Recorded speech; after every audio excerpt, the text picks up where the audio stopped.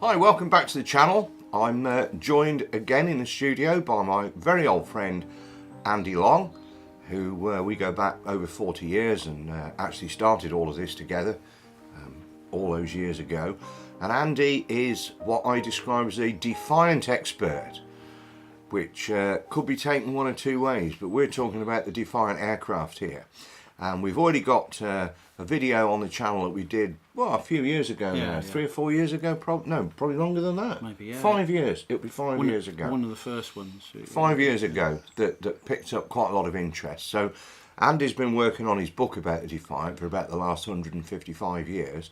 And he's got just a ridiculous amount of knowledge and material. So it's about time we had Andy back in the studio to talk Defiant. And we've just recorded a 20-minute video, just ramblings really about the Defiant, and I thought we'd do a second one because Andy has brought a couple of things. Firstly, we have Andy's excellent model of a Defiant night fighter, which is the Airfix 148 scale kit. So you all see what a Defiant looks like, this single engine turret fighter, in some ways maligned, withdrawn from the day battle, variety of reasons, and we've already looked into all that, and then did sterling work in the night fighter role.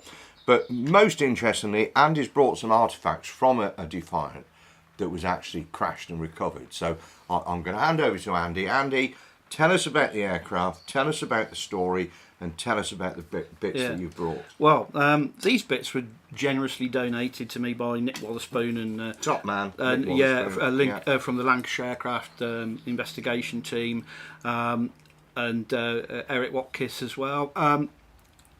They just generously decided we'll let you have some bits. They said to me, "Have you got?" I went and did a presentation for them at Blackpool some years back, and afterwards they said, "Oh, you got any bits of Defiant?" I said, no, not at all. And they said, "Oh, have some of ours." So what had happened is that they recovered several Defiants and investigated several other crash sites. But this one is incredibly interesting because some of you might have actually seen some photos. It's a well-known photo of Defiant with 151 Squadron, N3328, and it was coded DZZ. You might think, okay, just a ordinary run-of-the-mill Defiant night fight. And to a certain extent, yeah, maybe. But it's the only RF1 that we know that had a shark mouth painted on it. And there's a very, very famous photo of this taken in an air-to-air. And it was flown by several notable pilots. Joe Bodian, I think it's Ted Edmiston, I can't remember the first name, but Edmiston was a Battle of Britain pilot, one of the few. And both those pilots not only flew the Defiant, but also flew the Hurricane, because 151 was also a unit that operated Defiant and Hurricane together. Did indeed. And this particular aircraft, I mean, I think there's at least 2 kills attributed to this particular airframe. Were they at night or? They were at night, Right. and it had just a bog standard average service. Did its part before being posted out to an MU when the Mark II started to come in, and then obviously they chopped those in for the twin engine aircraft when Defiance in 42 couldn't cope with just the simple speed of the German bombers. Yeah. So what happened to this aircraft then? This aircraft was then reassigned later in its service life to number 2 Air Gunnery School. Right. And that was based where? You know, I can't remember. Was it Sutton Bridge? No, it was. I don't know whether it was Dalfoss or something, but it was over in the northwest. So, right. And it was actually allocated to them, and it was while it was being ferried to the Air Gunnery School, it was lost in bad weather. Right. Tragically killing the Australian pilot, and no gunner on board. No gunner. It was just being in transit. It was just in transit. Yeah. Anyway, roll on the years. The wonderful guys at the Lancashire Aircraft Investigation Team went looking for it, found the site, and performed a recovery. And they found an awful lot of excellent material, including the actual control column and spade grip still showing the gun button there. They recovered prop hubs, a lot of other associated material. So if you ever get a chance, there's Hangar 42, which is right next to Speak. It's Blackpool. Their museum there. There's a section in their display there which has got a lot more stuff there. Into N3328. Now, generously, they gave me these bits. Now, you might think that this is just a little bit of scrap metal, but this is actually the bottom of the vacuum pump on the Merlin, because there's some Merlin parts and some other bits, but that's off the Merlin. Interestingly, this tangled item. Just show it up to the camera. There we go. There we go. This tangled item.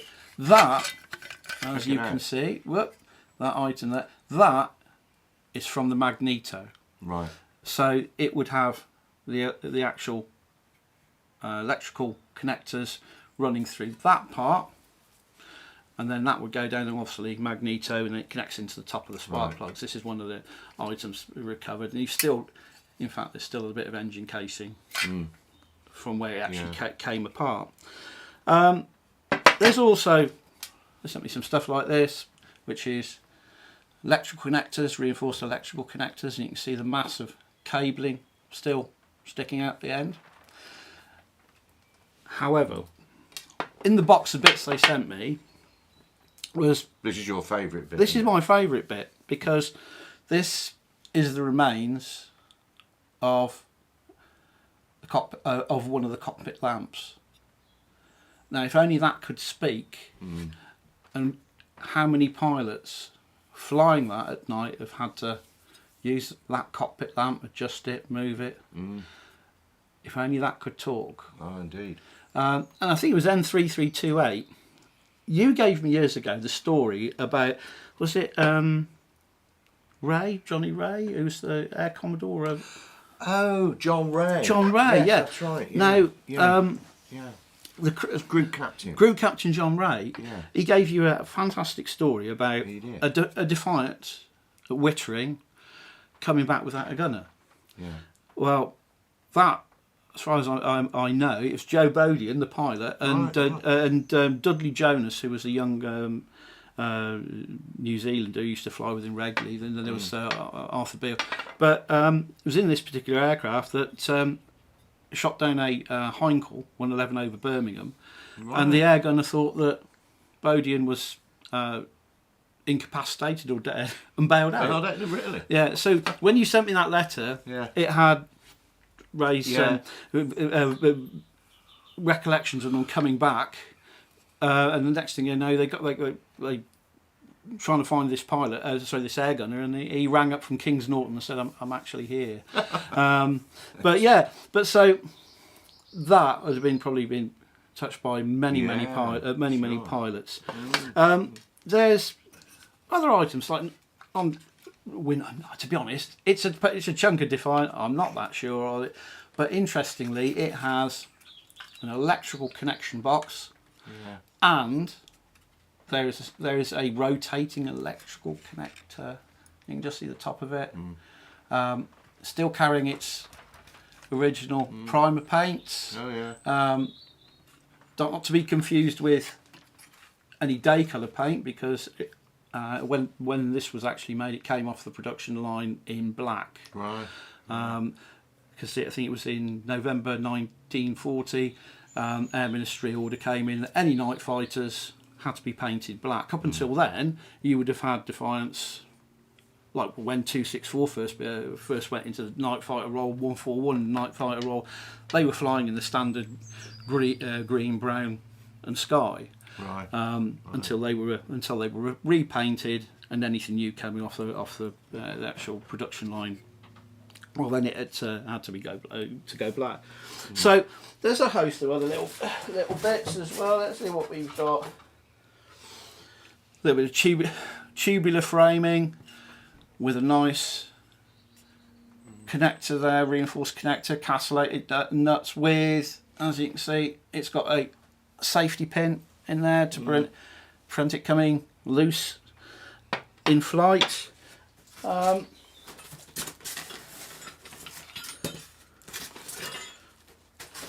And even though they've spent many years underground, I mean, maybe I should clean up some of this stuff, but there is still very good condition. Still very good condition. But it also shows on that item there the force involved. That is stainless steel. And it's amazing. I mean, to most people, probably, it's just junk. Yeah.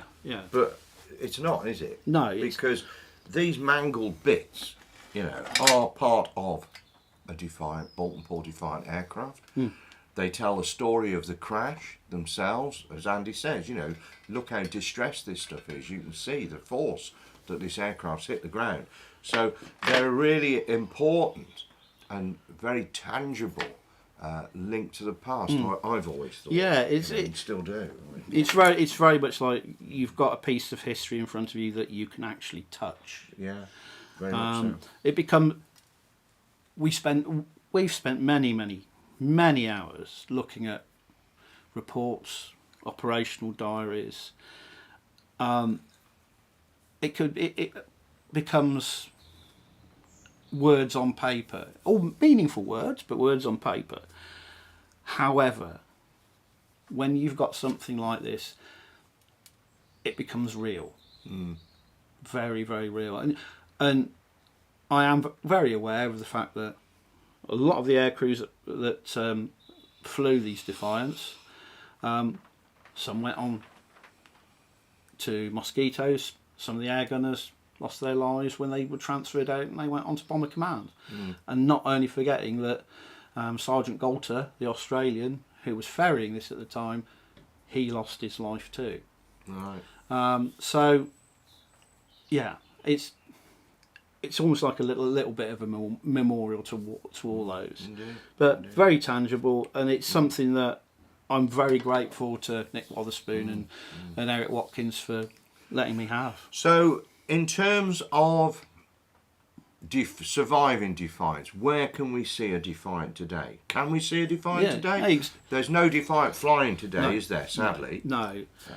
It's just the one, and that's the one we spent many years in the Battle of Britain Hall at Hendon, but the collection... The former Battle of Britain Hall, sadly. RAF Museum. Bad show. Bad show. Getting rid of that. And it was moved to Cosford. So, and it's got a genuine history. It's painted up in Polish colours. Yeah, it was the 307 with the only Exeter and the West Country mainly. Yeah. But it's painted up in colours representing its service with the 307. And people often turn around and say, "Oh, the style of markings is wrong, etc." The style of markings is perfect for 307 because they had a very distinctive set of way they used to put the codes on. Right. This transpired with the fact that there was a policy of after formation that they were to ensure that all ground crew, engineering staff, all the British were to be gradually transferred out, and that the Poles would actually take over. So it reached a point where their engineering staff, etc., they were all Polish aircrew, Polish through and through. And I think that's where the style of codes on their Defiants became pretty much their thing. Certainly wasn't down to Air Ministry regs; it was their thing. So if people say, "Oh, that's all wrong," no, it's right. It is right. So you've got the real one at Cosford. But you've also got an exceptionally good replica, which consists of many original Defiant parts, which was made by the Boulton Paul Association, and that was generously given to the Kent Battle of Britain Museum at Hawkinge, and it represents Ted Thorne and Fred Barker, their Defiant, and they were the highest scoring Defiant crew. So you've got a real one, you've got a semi-real one. There's a lot of stuff on there. You've sat in that one, haven't you, down at Dave's? I've sat in one, and a lot of people said how happy I looked, which I didn't, but I was happy on the inside. But what did it... okay, I mean, I've sat in lots of Spitfires and things, but, you know, they're quite small. The Defiant, you get the impression it's bigger than a Spitfire. Yeah, it's certainly marginally bigger. It's similar. It's similar. It's almost like fits the physical size of Spitfire being the smallest, Hurricane being the biggest, and this like sits in the middle. Okay. But weight-wise, there's an £1,800 difference between that and the Hurricane. But yeah, it was interesting to actually sit in it. I've never sat in a Hurricane. I've sat in a Spitfire. No, I haven't actually. No. And in fact, I very nearly did at Duxford a few years ago. But actually, just trying to, I mean, I've got a dodgy foot at the time, again, and trying to climb up the side of the aircraft, you're a long way up, you know. Yeah. I mean, I can remember when you fall off that, you know. Nearly gave myself a hernia climbing into the replica, let alone when you can try anything else like that. But yeah, it was interesting. You're very, very aware of the layout of the cockpit. It's actually quite, but you are aware that you've got something blocking your view behind you. You've got that turret. Oh, okay. Yeah.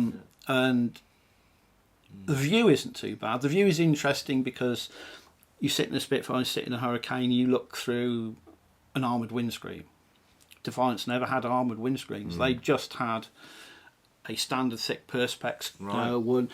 The reason why they didn't have armoured windscreens is because it was decided that because they weren't deployed for what's either referred to as near frontal shooting or direct frontal shooting, then they didn't need the armoured windscreen because they wouldn't be approaching the same way as a single seater would.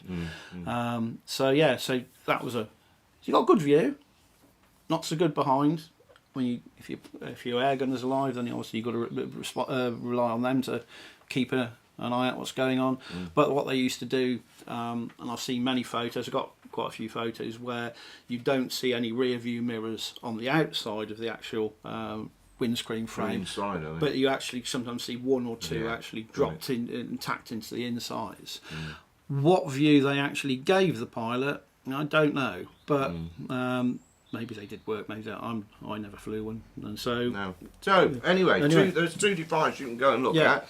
You know, Kent Battle Brick Museum, anybody down that way, absolutely not to be missed, as is the National Memorial at Cape Ully Fern. And it's the law that if you go down there, you have to go and have a pint of Spitfire Ale at the Jack Dorian at Denton, which is the pub in the Battle of Britain film where Christopher Plummer pulls up outside in his green sports car, it's still pretty much the same. I mean, the scene in the film, we're going off tack here a bit, but the scene in the film where he has a domestic with Susanna York was actually filmed elsewhere. But the outside of the pub is the Jackdaw, and it is the law that you must go and see Graham at the Jackdaw and have a pint. So anyway, there we are.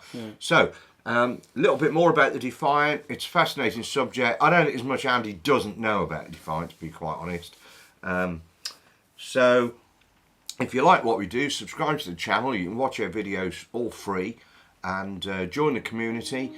Any comments underneath, join the discussion, and we'll think about something to talk about again, and we'll be coming back very soon. And if there's any questions you want to ask, feel free to post them, and do our best to give you the answers that you might want. There you go. Okay, brilliant. See you soon.